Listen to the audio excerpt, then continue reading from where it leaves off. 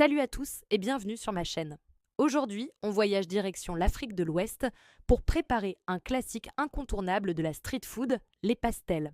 Vous savez, ces délicieux petits chaussons farcis, croustillants à l'extérieur et tellement moelleux à l'intérieur. C'est la recette parfaite pour un apéro entre amis, une entrée qui change ou même un plat principal accompagné d'une bonne salade. Beaucoup pensent que c'est compliqué, mais je vais vous prouver le contraire.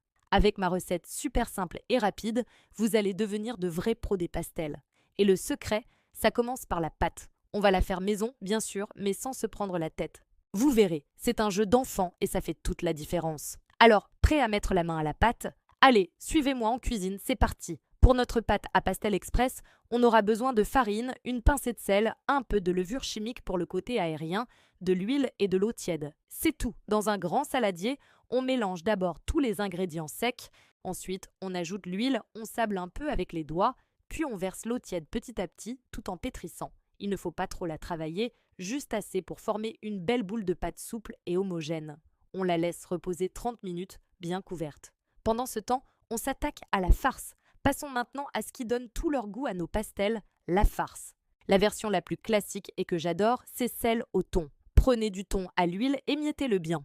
On va le mélanger avec de l'oignon et de l'ail finement haché que vous aurez fait revenir dans un peu d'huile jusqu'à ce qu'il soit bien fondant.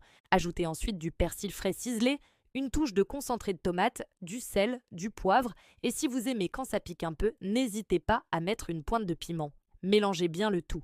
L'astuce, c'est d'avoir une farce bien assaisonnée et pas trop humide. Notre pâte a bien reposé, elle est prête. On la récupère et on l'étale finement sur un plan de travail fariné. Avec un emporte-pièce rond ou un simple bol, on découpe des disques de pâte. Au centre de chaque disque, on dépose une petite cuillère de notre délicieuse farce au thon. Ne soyez pas trop gourmand, sinon ça débordera à la cuisson. On humidifie légèrement les bords avec un peu d'eau, on replie le disque en deux pour former une demi-lune et on soude bien les bords.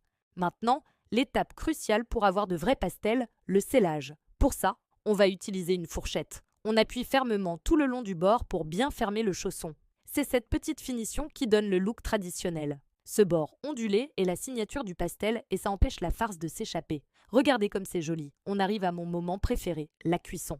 Pour un résultat vraiment croustillant, on va opter pour la friture. Faites chauffer de l'huile à environ 170 degrés. Plongez-y délicatement vos pastels, 2 ou 3 à la fois, pour ne pas faire chuter la température de l'huile. Laissez-les dorer 2 à 3 minutes de chaque côté jusqu'à ce qu'ils soient bien dorés et joliment gonflés. Une fois cuits, on les dépose sur du papier absorbant pour enlever l'excédent de gras. Et voilà le résultat. Regardez-moi ces petites merveilles, écoutez ce croustillant. Des pastels maison absolument parfaits, dorés, croustillants à l'extérieur, avec une farce au thon moelleuse et parfumée à l'intérieur. Servez-les bien chauds, nature ou avec une petite sauce tomate pimentée, c'est un pur délice. Vous allez voir, une fois que vous y aurez goûté, vous ne pourrez plus vous en passer. Et voilà, c'est déjà la fin de cette recette. J'espère qu'elle vous a plu et surtout qu'elle vous a donné envie de faire vos propres pastels maison. C'est simple, délicieux et ça met tout le monde d'accord. Si vous testez la recette, n'hésitez pas à me dire ce que vous en avez pensé dans les commentaires et à partager vos photos sur les réseaux sociaux en me taguant. J'adore voir vos réalisations. Si vous avez aimé cette vidéo, n'oubliez pas de laisser un gros pouce bleu, ça m'aide énormément. Et surtout, abonnez-vous à la chaîne et activez la petite cloche pour ne manquer aucune de mes prochaines recettes gourmandes.